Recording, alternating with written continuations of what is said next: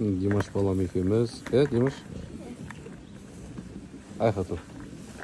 Ассалаумалейкум деп қойсы. Ассалаумалейкум. Қалайсыздар? Қалайсыздар? Қандай екен қой қараған? Жақсы. Күшті. Қызығасың ба? Иә. Сауық бар дейді.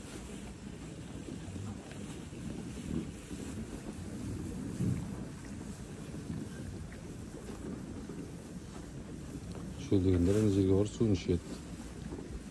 Жем-шөп басы дайын. Ана суын ішеді да қайтадан шөпке келе береді. Алдын жағдайын ішіп жасап қою керек десе. Ярый шаруалар сияқты сөйлесе. Димаш.